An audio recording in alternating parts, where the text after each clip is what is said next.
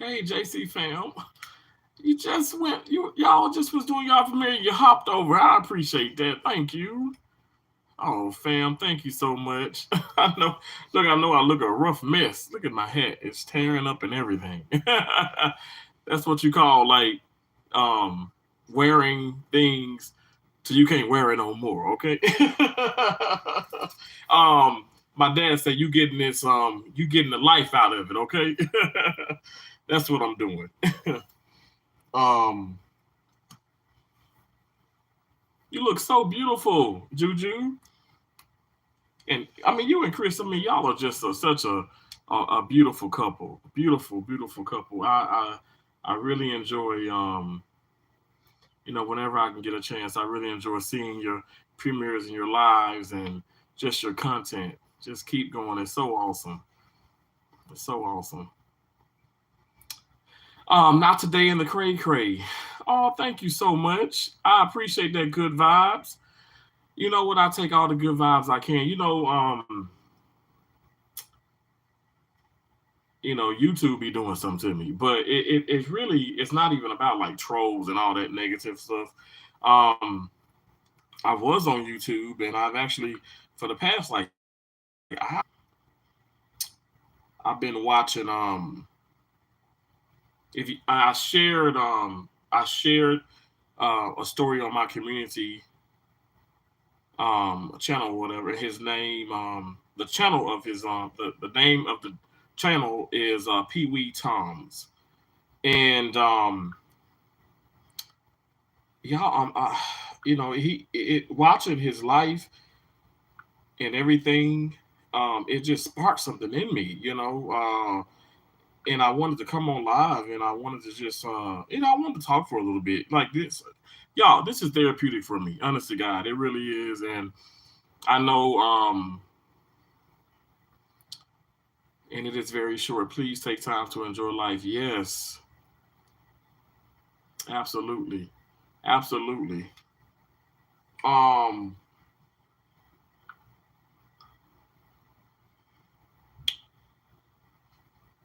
Name of his channel is Pee Wee Toms, and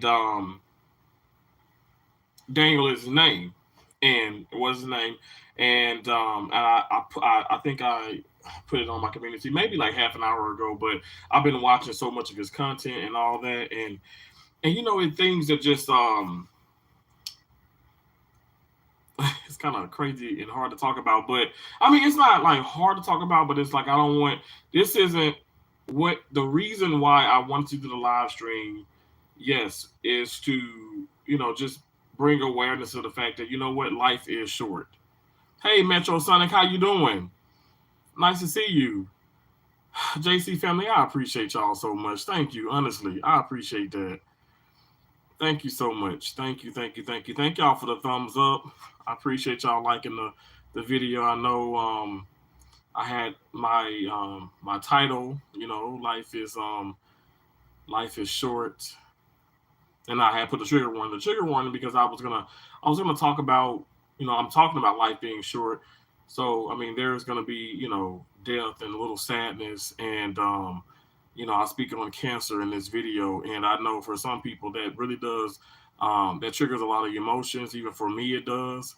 But I'm like, you know what? There's people out here that are really are really battling it, and then there's family members and stuff that are having to deal with it, like say from my perspective, as I did with my mom and my granddad on my dad's side, and my my dad's sisters. Cancer has been just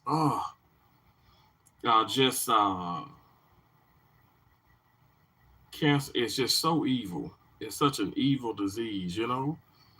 Hey Liz, how you doing? Liz, I love you so much. I do. I really do. I appreciate you so much. Thank you so much. Not today in the cray cray. I appreciate it. So, like I said, I mentioned the trigger warning, and I put that in there because, like I said, I know it bring emotion upon people, and I know a lot of people have been touched in some kind of way with cancer. Metrosonic, it's a huge struggle, and and I deal with it from like I deal with it day by day by day because, as you all know, my mom passed away of ovarian cancer. She also, like I said, I don't. I told myself, I'm like, you know what? I know I disclose a lot of stuff here on YouTube, and I wanna. The reason why I do this. Okay, Liz. Oh, I'm so sorry, Liz. I'm sorry, Liz. Liz, you're in my prayers, Liz. You and your entire family, and I appreciate your support. I really do. I appreciate you so much. Sleazy, how you doing, Sleazy? Sleazy, I love you. I love you. Thank y'all for being in here. Liz, I want you to take care of yourself. You are just such a sweet soul. Oh, you don't. I know you know how much I love you and how much I think about you and stuff, but I talk about you so much. I do. You're so remarkable. Honest to God, you are. I'm praying for all of us, because like LaShawn put some content out, and and she mentioned, the like pretty much life with living alone and being alone, and I don't feel alone. I have you all. My dad's alive and well. I get to talk to my dad. My relationship with my dad is not like the relationship with my mom, but what relationship? If you guys, if you're ever, were like a mama's child, you'd understand, that it's not going to be equivalent to the love. Let me just say, to the relationship that you have with your father. Um, but it could be just that. Maybe you have some children out there, and uh, that look more towards the father and instead of the mom, and vice versa. It just it varies. But with me, I'm such a mama's boy, and I know I talk present tense because her spirit is still much alive in my soul, in my heart. But I'm gonna be honest, watching some of this content here on YouTube, and also um, with the profession that I'm a part of, my career, it hits me. It hits me hard a whole lot, y'all. And it's devastating. And I pray to God that there can just be a cure right now for cancer. Nobody deserves that. Nobody deserves that sickness and that um, and in my heart, like the torture, that evil. No one deserves that. And like I said, cancer does not discriminate. It doesn't care about anything, and that is, we've all seen that, to be sure. I never would have thought that. Like, I know it. I know colon cancer was like what my dad's father had. He passed away of that, and I know that was like a huge blow to the family.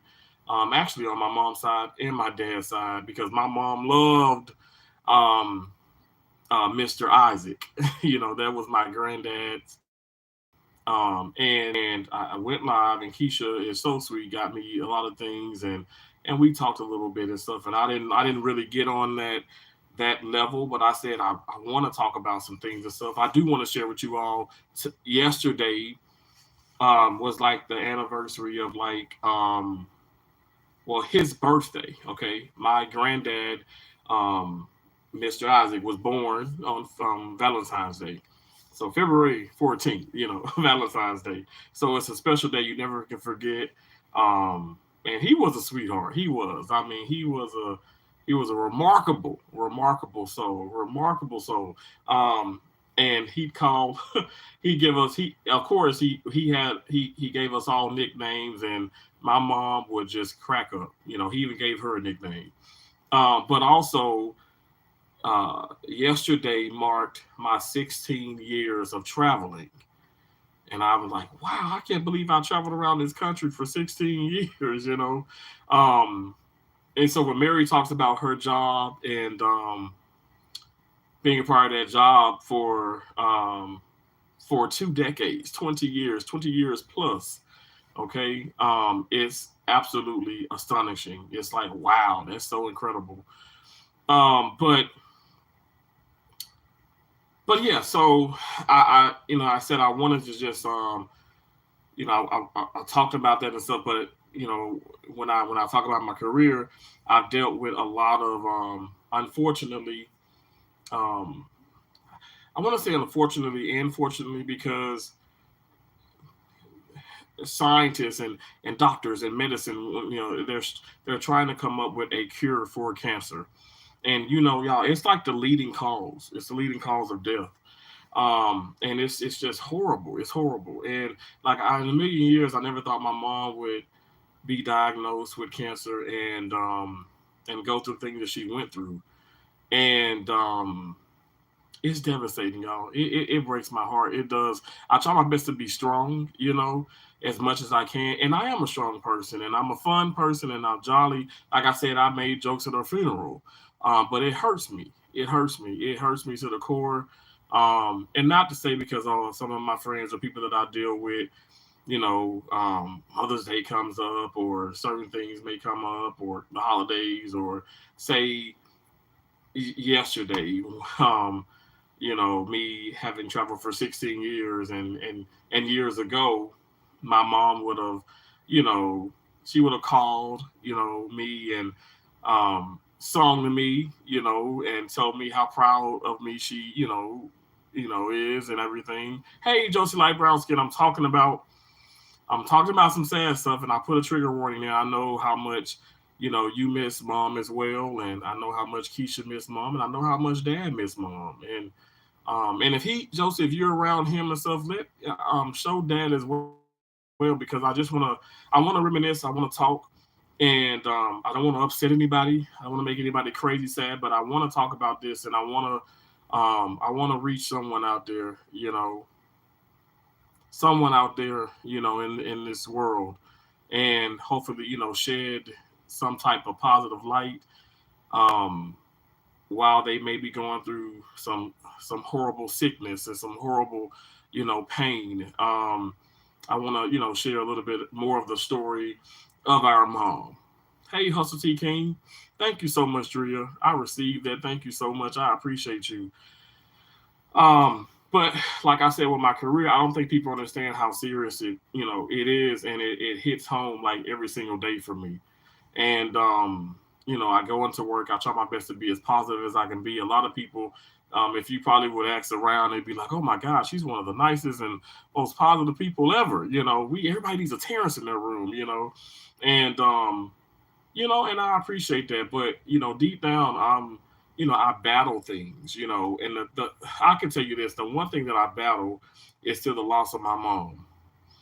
Um, and seeing Daniel's story here on YouTube, and him being, I mean, I look at him as he's such a hero. He's such a hero. This man, hey, y'all's best life. This man, um, journaled his entire his journey with cancer, and um, from like the being diagnosed, and on up until like when he said verbally, he said that he, probably has 2 weeks to live. And y'all, it hits home. It really does, because and all of this kind of it. And I know I'm kind of going like it's a roller coaster. You got to kind of bear with me and stuff, but it hits home because there is so much crazy mess on YouTube. There's so much crazy mess going on in real life, within our families, and our job sites, and within our brains. But it's like, are you serious? Like, I mean, it's watching this man, and he's telling us that the doctors, he has inoperable tumors, guys. Inoperable. Meaning that, yes, it's a tumor here, it's by his lymph nodes, auxiliary, lymph nodes, or let me just say this, axillary lymph nodes. And but it already has metastasized.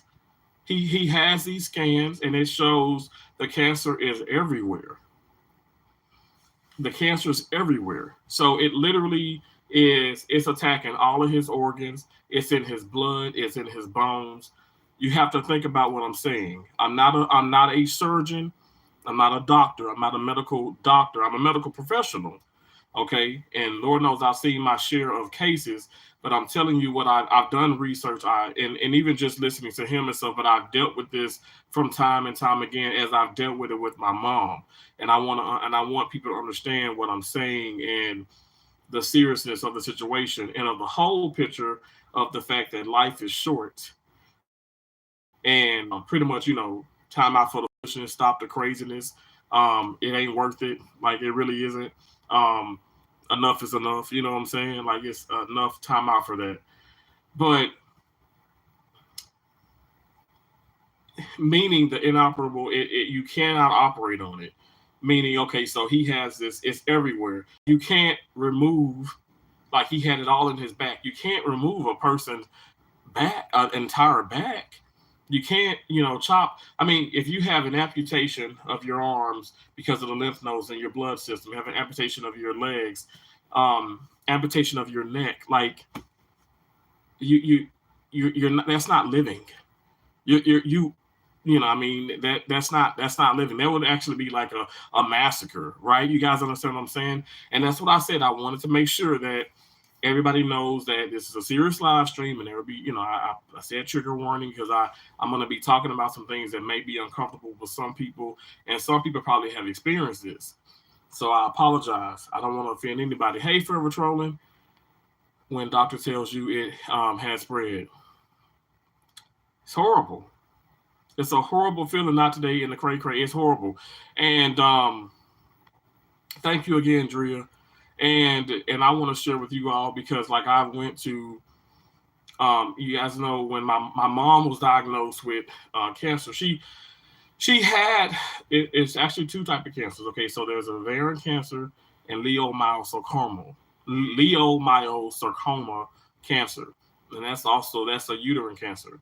So it's typically like female cancer. So she had ovarian and she had that type of cancer as well. I don't really talk about this a whole lot, um, but as you guys know, my mom passed away. But the reason why I'm having more and more just turn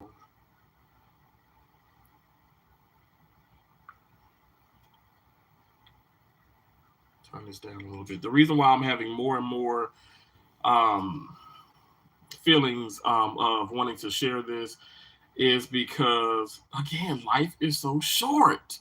I thought my mom would live forever. Okay, I'm not playing. I thought my mom probably would live. I mean, probably to 375 years of age. And I used to joke with mom. I used to joke with her all the time about that. And I know that's that was biblical days and stuff, but that's a long time. But all jokes aside, like, you think that your mom will live forever, and that's just not the case. None of us are gonna live forever, and that's exactly what Daniel was talking about in his story, and mentioning, hey, love one another and try and appreciate one another, even if you don't like that person or you dislike that person in some of their ways and what they do. Don't hate that individual.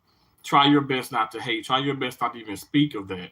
And that's something my mom would tell me, even before she was diagnosed. But going back to her, the diagnose of her being diagnosed, um, year of 2016, um,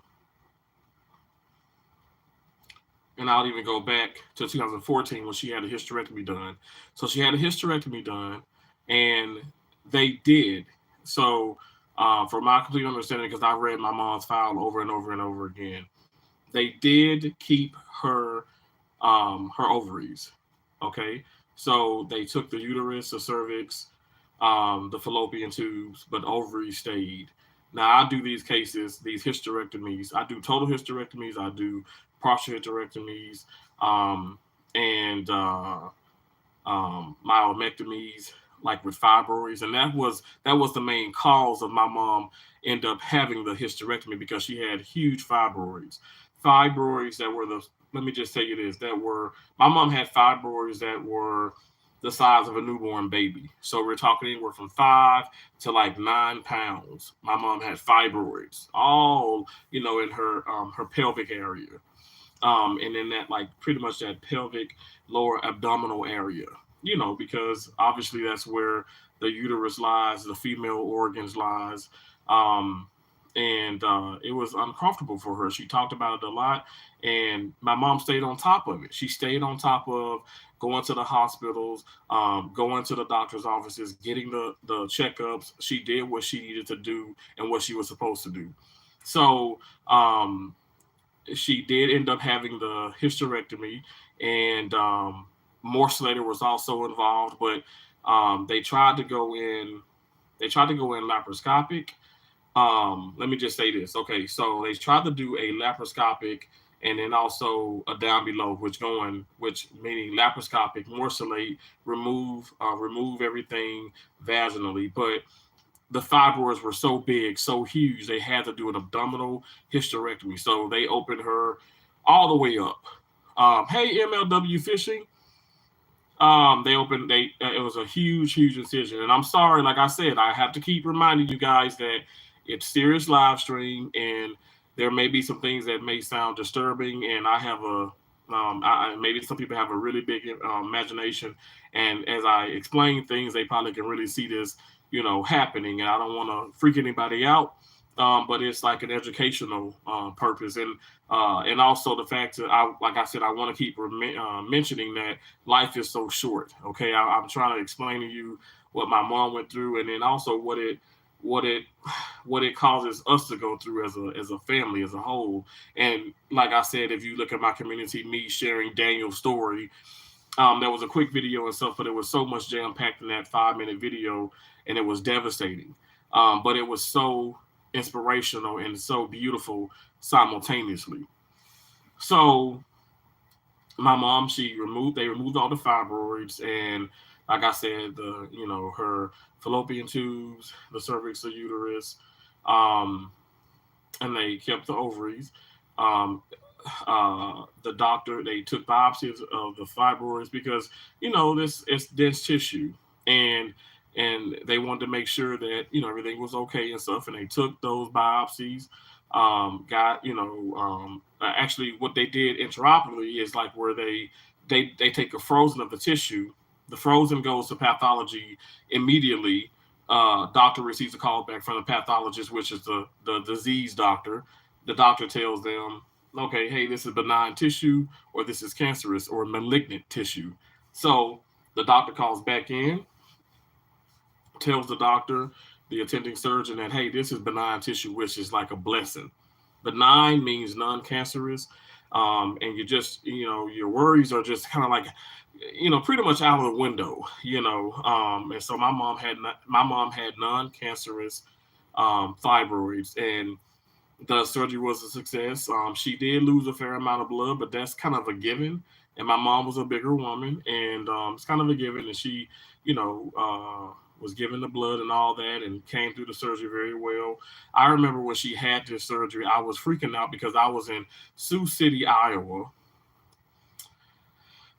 and I was quite some miles away. And I don't bring my phone to the OR, but that was an exception where I kept my phone on me, and I talked to my mom I talked to my mom as her and my dad drove to the hospital when she was getting checked out, as far as like pre-op and all that.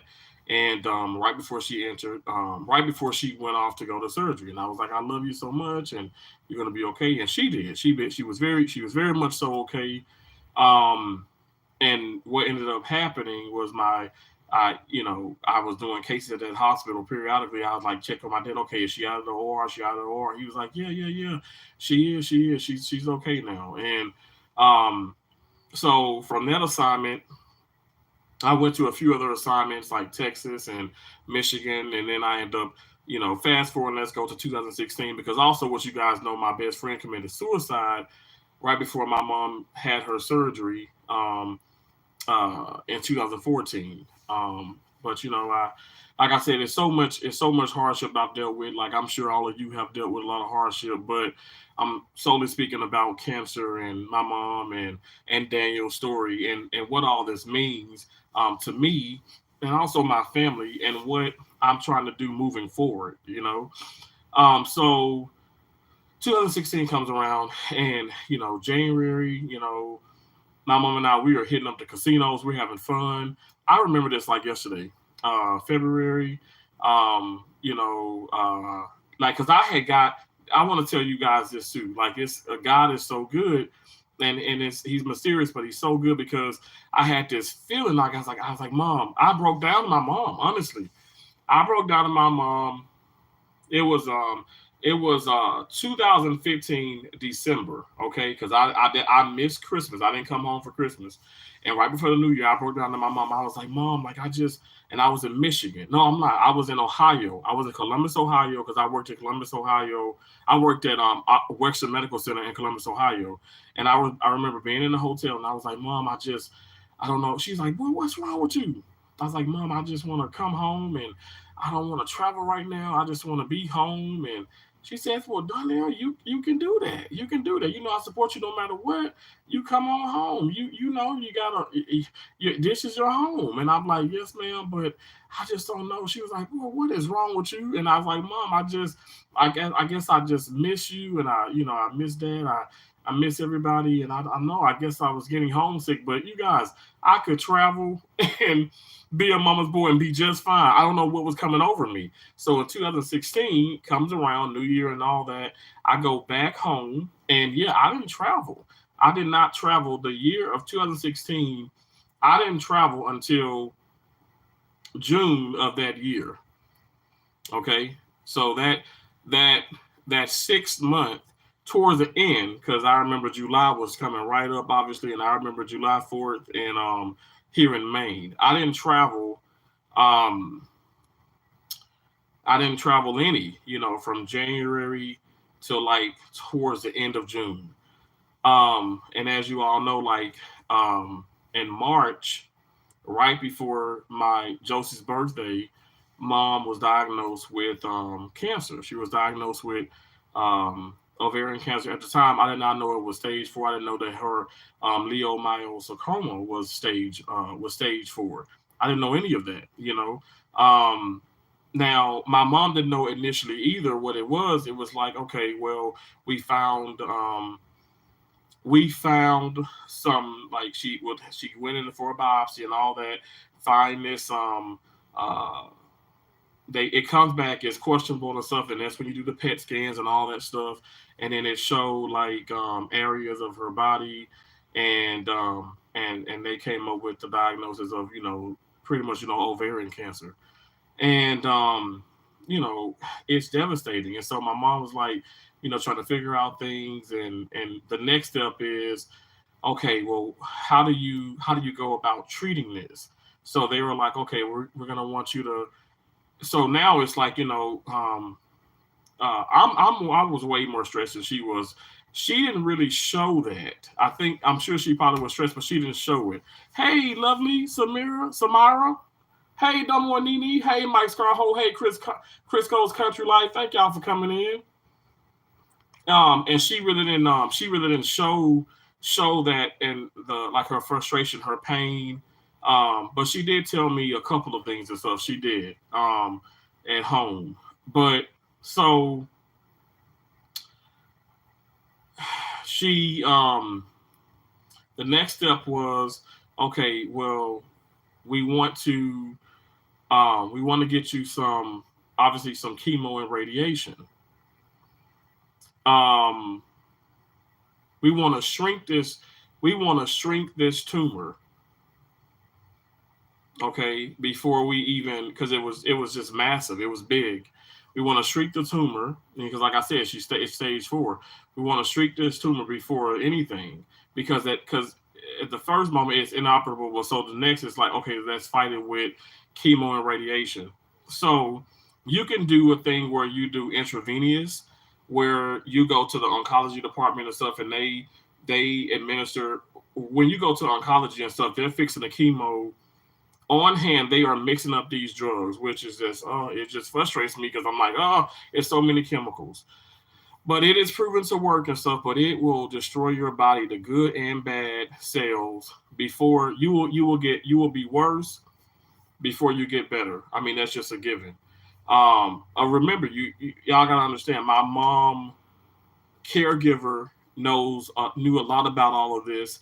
literally nursed my dad's sister back to health, and then in her final days and stuff was right there beside her. Okay, and my dad's sister died of leukemia. Um, my mom just she knew so much. She knew so much about everything. I mean, it's moms. Moms know everything. Um, and so what ended up happening was they said, okay, well, you have to receive so much chemo. We don't want to keep putting in an IV, so intravenous. We don't want to keep doing that, so we're going to put a port in. So you put like a portacath, pretty much like to just have great access, straight, to that, like to the vein and everything and stuff, and you just you can administer the chemo through that.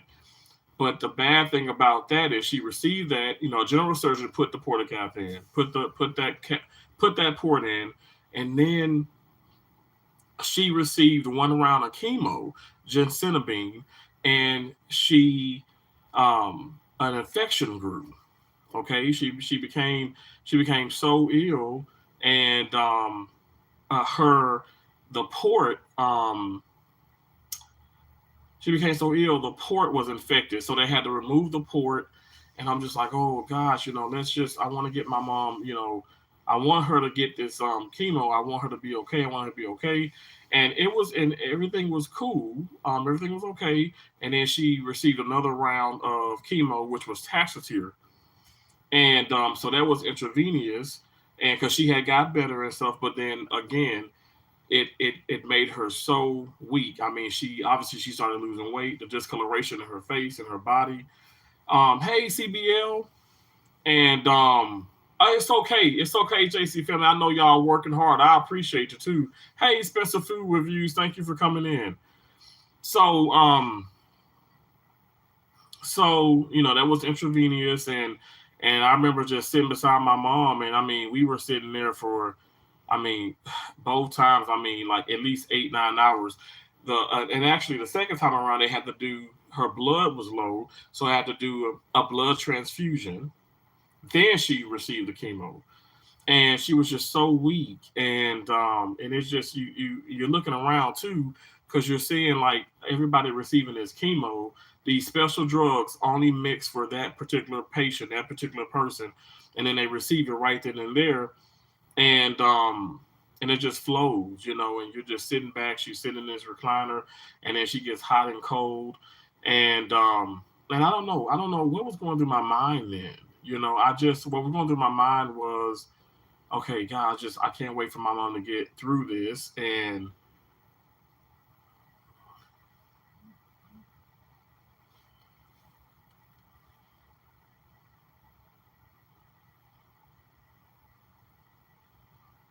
what was going through my mind was, I can't wait for my mom to get through this, so we can move on from this. And I remember my mom was like, boy, don't worry, stop stressing, and she was just like making other people laugh, and I learned a lot about that, because she did not let that get her down, and she would always wake up, and this is what I know for a fact, because I mean, can't nobody tell me what I know. I grew up with my mom. She was literally always super like real, and motivated the hell out of me, because she'd be up before she'll be up before the rooster, and be up before the alarm or whatever went off. And just very, very active, always gone. My mom and daddy never stayed at the house. My dad would have stayed at the house, but my mom never did. She wouldn't allow him to. So they were always gone, and doing the Roman sales and the garage sales and shopping and doing this, and just enjoying life.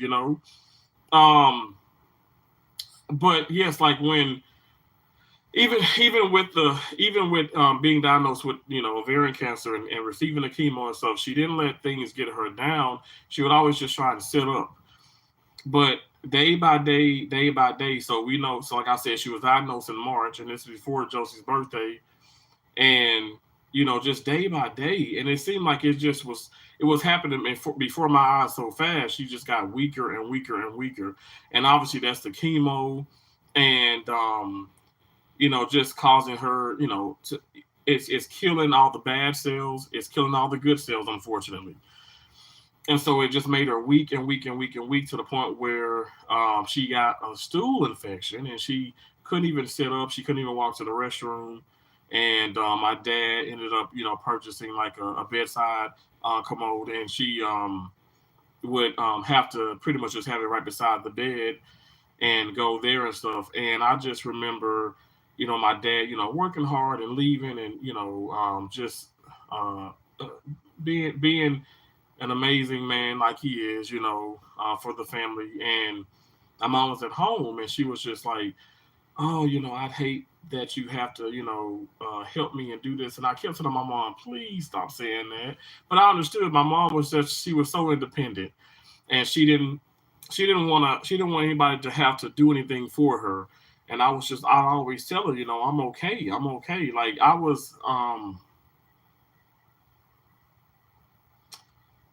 I can't explain it, y'all, but I was just so grateful. I was so grateful and honored to help my mom, through that time. And I know, like, I'd do it all over again. Um, but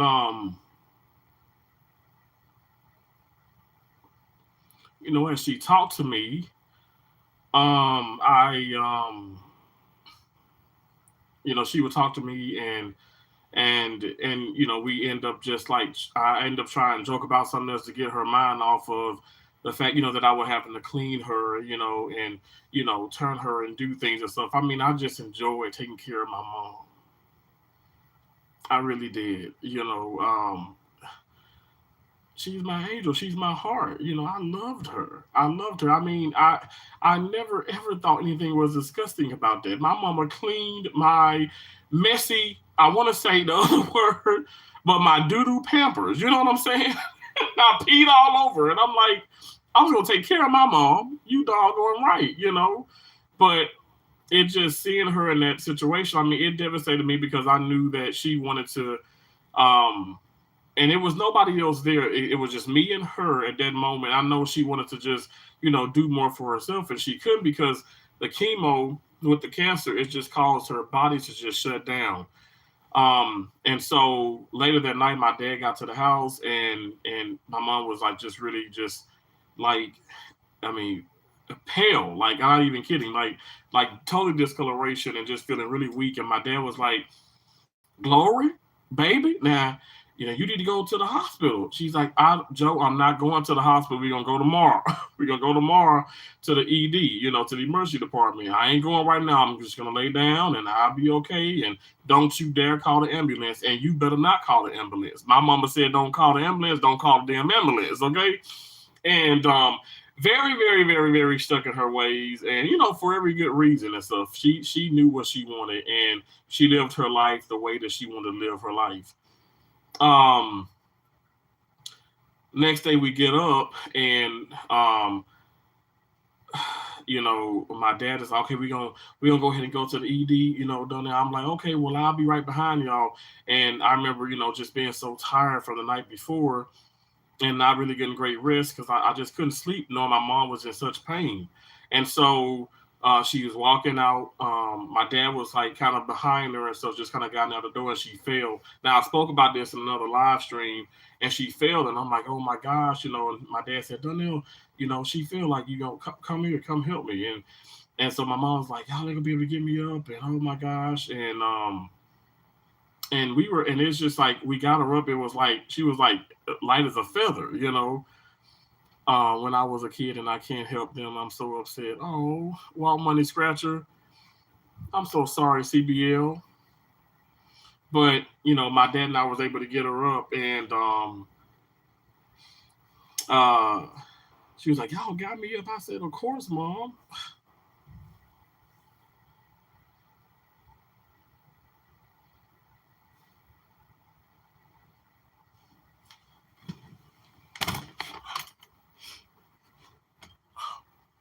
Here,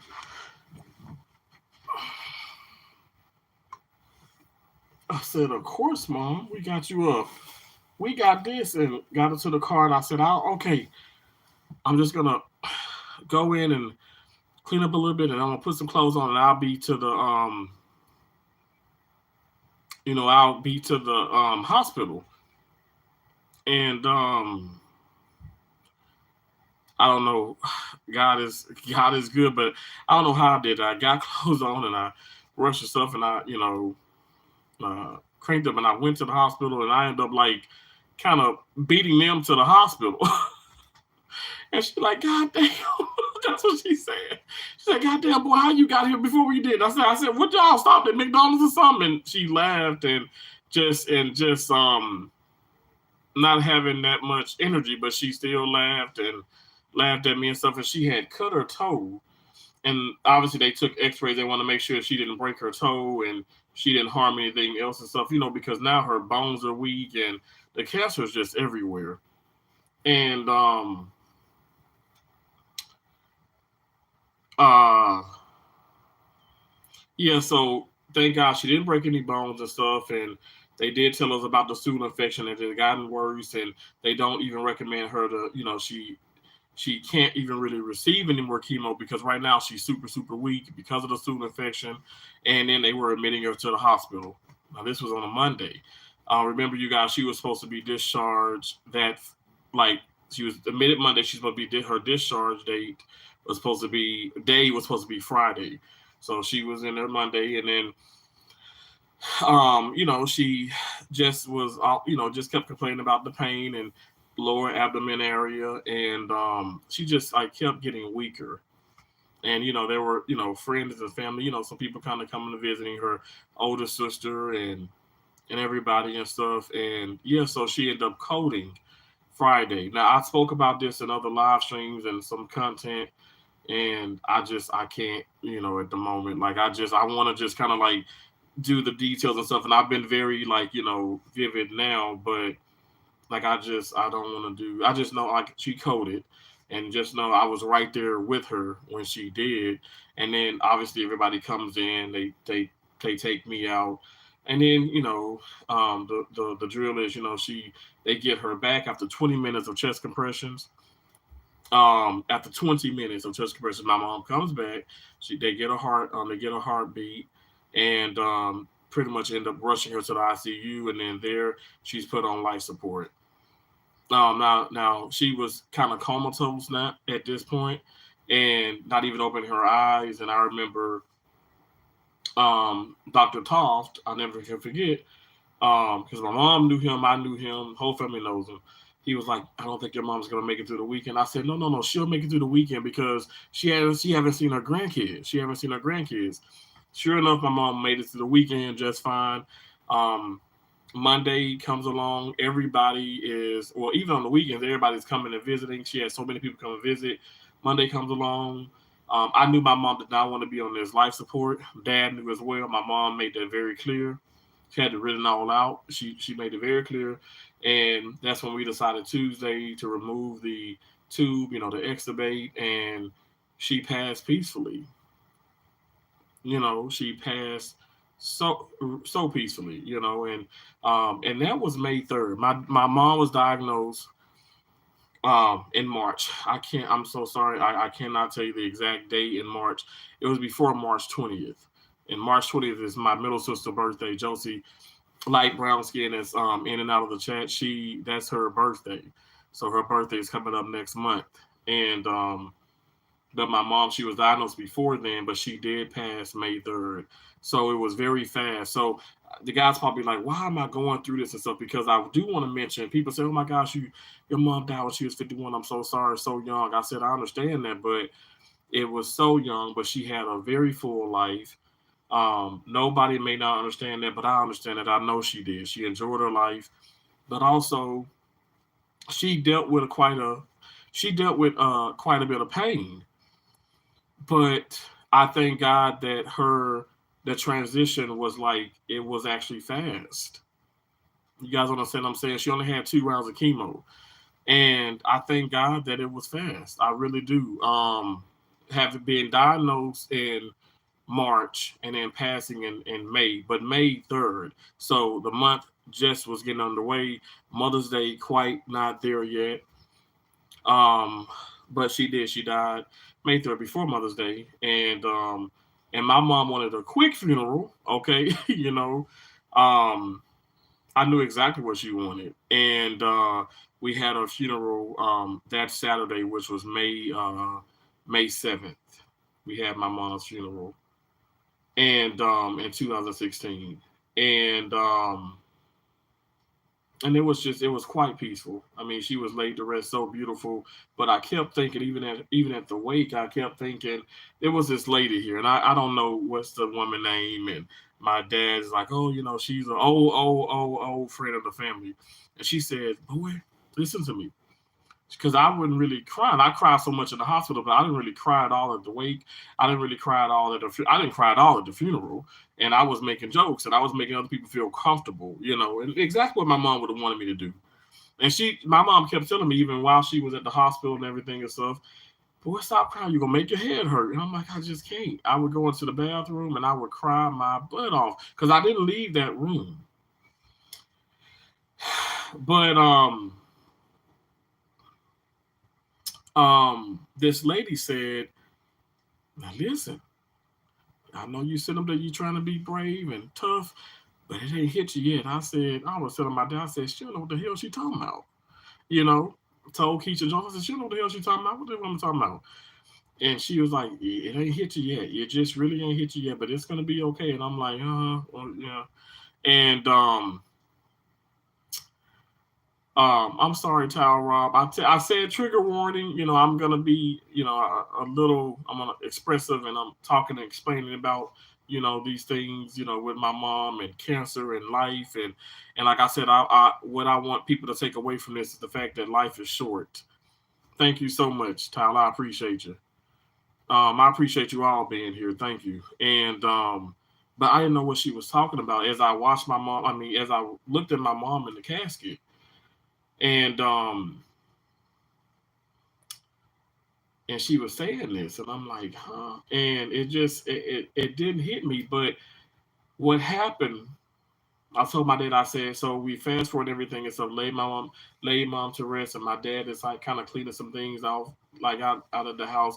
They had um uh like kind of twin, like his and hers, closets, and he was like kind of cleaning some things out, and I have some things, and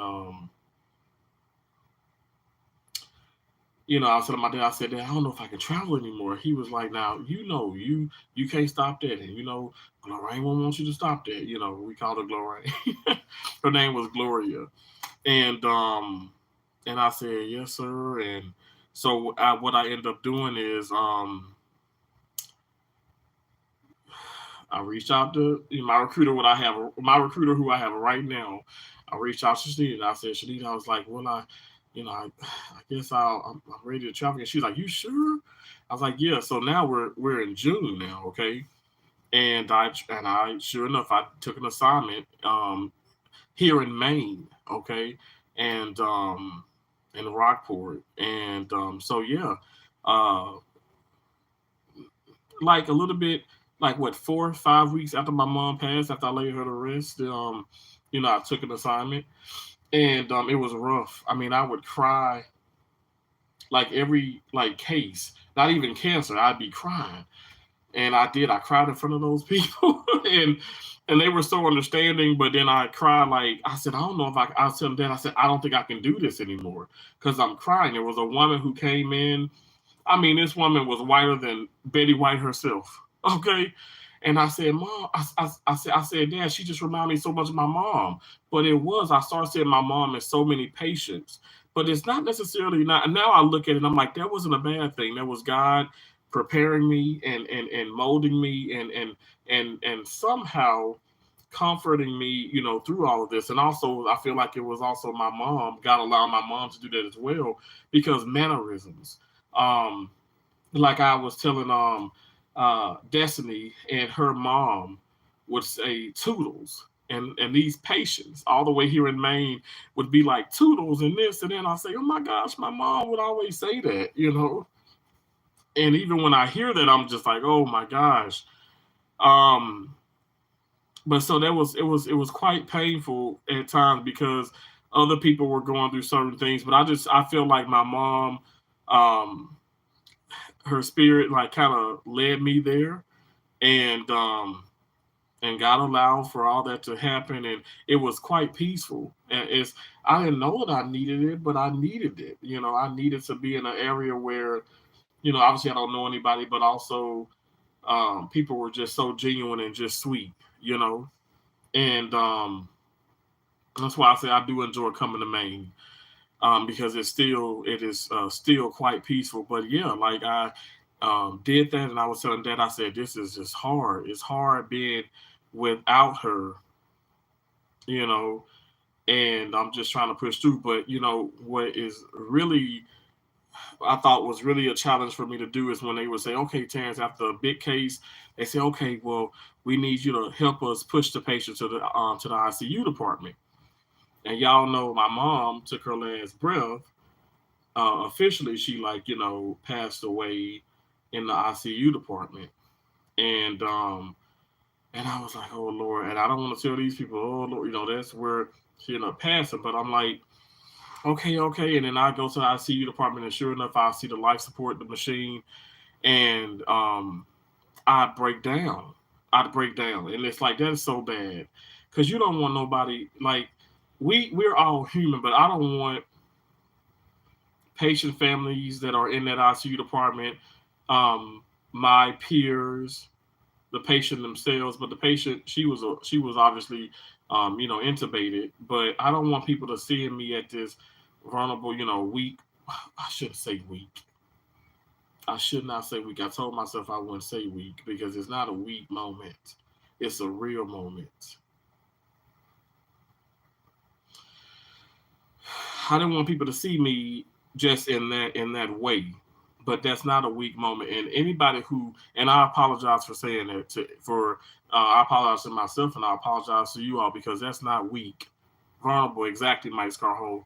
It's vulnerable stage, and it's okay to cry. It's okay to cry. It's okay to scream. It's okay to be a little confused and just out of sorts with reality for a moment, especially when there's something so traumatic, and then also you're trying to travel miles and miles away, and you're you just experienced this, and it's rough, and you're trying to apply yourself and be there for a team, and really and deal with patients who um if not had some of the same cancers my mom had, but people that just had cancer, period. It was just it's everywhere. You guys see it. It's in children movies, it's in the adult movies, it's all around social media. I mean, cancer is just it's everywhere, and it touches so many people, and we see even the St. Jude commercials, and I am someone who gives to the Cancer Institute every month, and I pray to God the money's going there and stuff. I mean, I know that may sound crazy, but I try and do my part, and but it's everywhere. It's inevitable. We're gonna see it. But you don't want to break down, and I try my best to be strong. But yeah, I broke down awfully a lot on that assignment, and again, that was the first assignment since my mom passed away, and even I remember the manager said, Terrence, it's okay if you can't do this. I said, no, I can, and I will do this. Y'all just got to be a little patient with me. And they sure was, but I was knocking out all kind of cases in hours, and plus when my mind was when my mind was fixated on something else and stuff, I just felt like it was better to deal with, some of the pain and the issues. And that's why I said, for me, now let me say this, and then I'm gonna get into this part. Um, I was able just to complete that assignment, um, but it was just so hard, because I saw the life support. I would see bedside, like the commodes, and I just see things like even the little bit of the hibiclens or the beds, the beds that were in ICU, patient stretchers.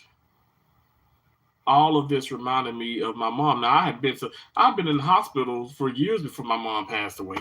You know what I'm saying? I started working in the hospital.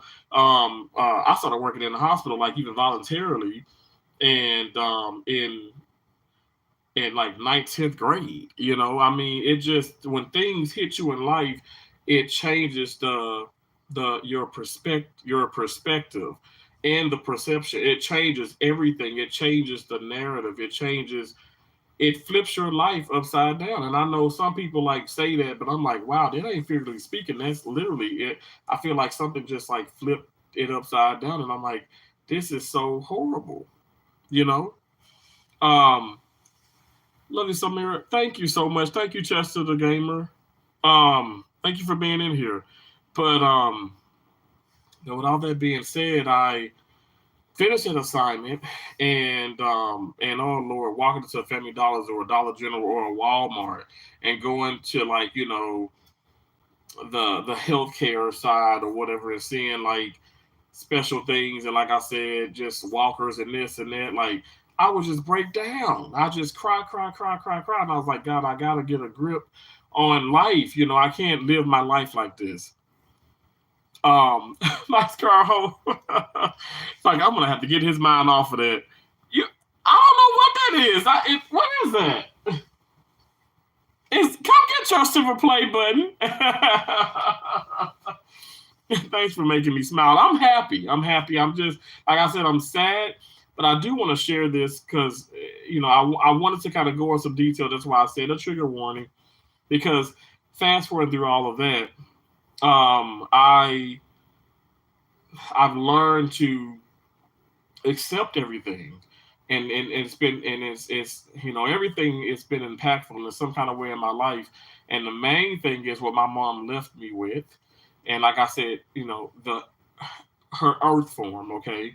Because her spirit is still here. She wants me to live each day like it's my last. She wants me to go out there and tackle my dreams the best of my ability, even with this YouTube. I mentioned to my mom some years back, like I want to do like something like with do videos. She knew I wanted to act. She knew I wanted to be in front of a camera and things like that. And I feel like this is the next best thing. And a lot of people that have became famous and stuff has done it through um, the social media way. And so I'm sure she is shining. She's looking down on me. She is maybe she's shining the light on that silver play button is showing me that you know what she's proud of me and keep going and don't stop what I'm doing. And when I say don't stop what I'm doing, not just in a YouTube way. Not I'm not just saying that, but don't stop living every day like it's your last. Don't stop being nice to people. Don't stop, giving. Don't stop having an open mind and an open heart about situations. And so that's what I'm saying. I'm seeing when I saw Daniel's story and how professional and amazing and his girlfriend and his mom and his dad and how loving he was of his family. And it was so beautiful. And it broke my heart because wow, people who are alive and well right now, I want y'all to hear this. Alive and well right now and not a care in the world. Really not a care in the world because a care in the world is not, oh, I gotta pay my light bill or I ain't got $100 in my account. That's really not a care. We talking about people, it's people who are losing their lives, who are saying, okay, I got 48 hours to live. I got 2 weeks to live. I got maybe 3 more days to live, 72 hours to live. Um, Not eating, just like trying to just be given palliative care just to have some type of peace and quality of life while they're here for hours. You know what I'm saying? For that's a problem. Those are issues, and I'm not trying to like knock anybody out or say, okay, screw it if you don't have a car to get to work, if you don't have this or you don't have a job, but you got life inside of you. That's something my mom instilled in me. I'm breathing right now. I'm okay right now.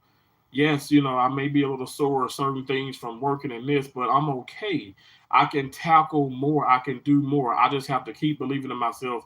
But most importantly, I have to respect myself, love myself, and respect others around me, and live like it's my last. Live each day like it's my last.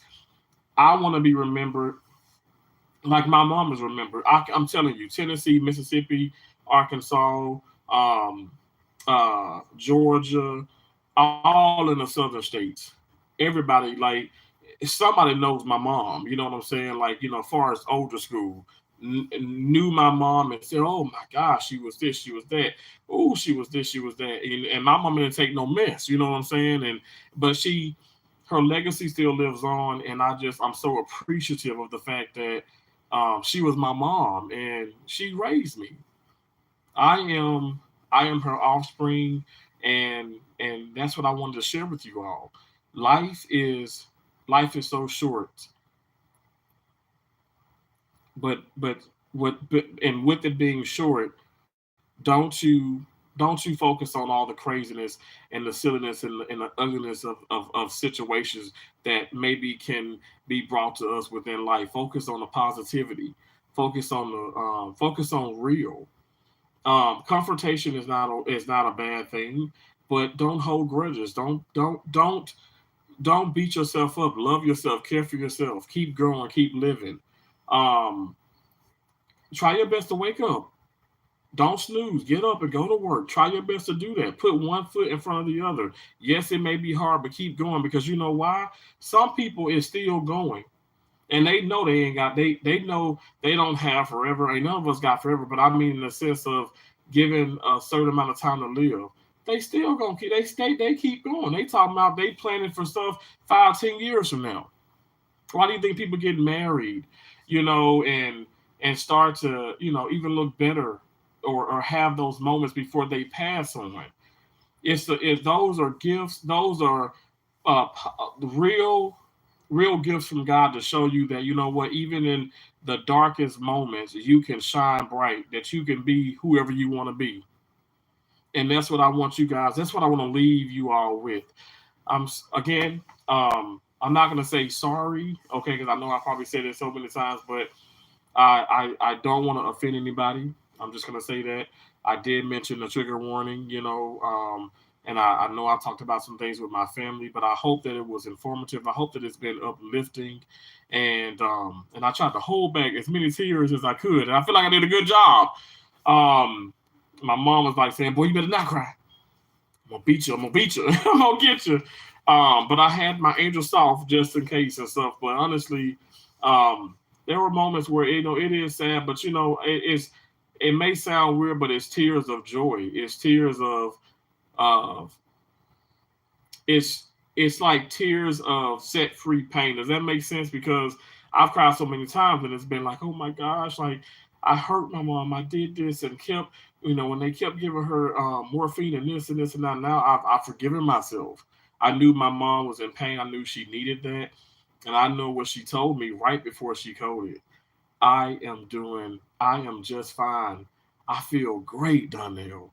Just keep just keep the cover off of me. Just keep them by my feet. Just keep it by my feet. But I feel real good and I love you. Literally seconds before she coded on the floor, on the fifth floor of that hospital, seconds before she coded, my mama told me that. So I'm telling you guys, she left me with so many amazing moments and memories, and I got a lot to be grateful for. I got a lot to live for, and I'm gonna live life in the most positive way I can. Life is too short. It is what it is. Y'all can think about, and when I say y'all, I'm speaking in general. You can think about however you can think of me in any kind of way you want to think of me and stuff, but I'm gonna keep going and I want to keep shedding positivity.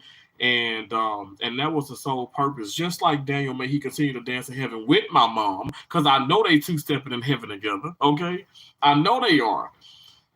His story just broke my heart, But with that being said, I know what I feel like. I never met him and stuff, but I know my mom. She's talking to him and dancing and having fun and just cutting up.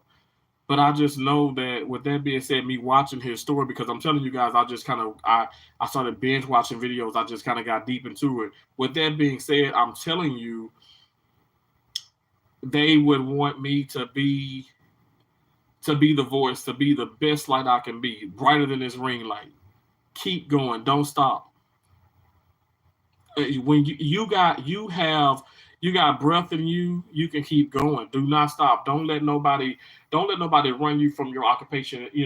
Far as within your career outside. Like into like I say when I want to say the real world. Don't let nobody run you from YouTube. Don't let nobody walk over you within your family, within your marriage, within a relationship. It's okay to say no.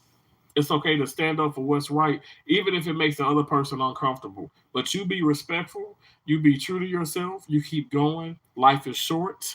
So live life like it's live life to the fullest. Like live each day like it's your last. And I appreciate all of y'all for being in here. I really do. I hope somebody was able to receive some type of positive message. I don't want to be like, oh, God bless you. No, no, no, no. No. Life is life is what you make it and stuff, but there are a lot of things that just can break somebody. And I want to be that real life example that what I've been through so much. I know you all as well. I know CBL, you was talking about your life and family and losing your parents, and you're still going. You're singing on your channel. You're brightening me. You're lifting our spirits. We can be there for each other. Don't stop. Don't stop. Don't stop believing. Don't stop living. Don't stop dreaming. It's okay to keep dreaming. Why you gotta stop dreaming? Don't stop. Don't do that. Hey, BC Gaming, Dispatcher. Hey, chilling with the realest Mary B. Ty Rob, thank you so much. When is my time? I hope I can be as strong as you, Terrence. Ty Rob, I appreciate you so much for saying that. I'll keep trying, man. Thanks for the inspiration. Of course, of course. Not today in the Cray. Cray, thank you so much. I appreciate you. Mike's Carho, I love you. I love you. Thank you so much. I appreciate you, Chester the Gamer. CBL, thank you so much. Cover Baseline. Thank you, thank you, thank you. So blessed that we got trying gracious. Keep on praying. I will make a way. He will. He always has made a way. Lovely Samara, thank you so much. Thank you all again for being in here. Thank you all for the thumbs up, coming in and out. Y'all's best life, Josie Light Brown Skin. Um I hope and pray that this was uh something I know it's I know it's sad. I know it can be a little devastating and stuff, but I hope that it was something to uplift your spirits and push you to keep going. I don't want to send anybody into a depression. I want people to get up out of there and say, you know what, I'm gonna tomorrow, if Lord willing, I'm going to shine bright. I'm going to be the best I can be. I'm going to make my days better. Nothing is perfect. No one is perfect, but you can choose to be positive. You can choose to how you're going to react to certain things and what are you going to let and what things are you going to let affect you. Don't don't stress. Please be blessed. Please. I appreciate y'all so much. Same. I'm trying to uplift others as well. Keep going. Exactly, Mary B. You're doing just that. You're doing just that. I appreciate all of you so much. Thank y'all for coming in. God bless you all. Thank you for being a part of the channel. Thank you for just listening to me. And and let's not let people that have gone, have experienced cancer and just a lot of sadness and have lost their lives and have passed on and stuff. Let's not let them they're not dead. Let's not say they're dead. They're gonna keep living. Their legacy will live on. Let's do that. Let's let's be appreciative and let's hey, how about we just dedicate, life to them and more life. Okay. I dedicate my life to my mom. I dedicate I appreciate the legacy she left behind, and that's why I said I'm going to continue to be positive. I'm going to continue to be the best I can be, and I don't know how you all want to take it and stuff, whatever, but I'm going to do that, and I appreciate you all so much. Thank you again for being in here. I just had to kind of get a lot off of my chest with that because looking at some of those looking at some of those videos of Daniels from his channel. I mean, just absolutely, like I said, it did break my heart, and I want his story to be, I want it to be seen, and I don't want us to be afraid of that, you know. Thank you so much, Tile Rob. I appreciate you all. Thank you. The BC Gaming Dispatch, I gotta go. I gotta go, bro. I appreciate you. I appreciate you. I'm trying to keep going. Mom passed 11 years ago. Lovely, Samara. I understand. I understand. Like I said, it's 2016, so it'll be 7 years this May for my mom. And you know what? I don't care what anybody says.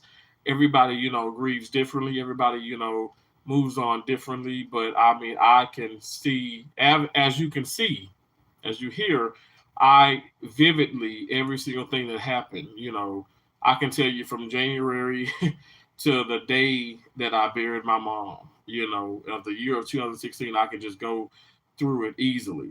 And then there's things that I was asking what my recruiter earlier about something, or she was asking me about something, and I couldn't remember it from last week. It don't mean nothing. It don't mean nothing. So those trolls and all that negativity and you probably not having this to pay a bill, or you're stressing about this, or the man did this, or the woman did this. Y'all, none of that stuff means anything. Life is too short. Okay? So live it the best of your ability. Um, live it lovely. Live it successfully. Live it, in the most blessed way you can. We can, we get to, we have some control, okay? And so we, that's the blessing we get. We have that. I appreciate y'all again. Thank y'all so much. Thank y'all so much. I appreciate it. Y'all have a blessed night, okay? Thanks again for coming in, everybody. Bye for now, everybody. God bless you all. Bye bye.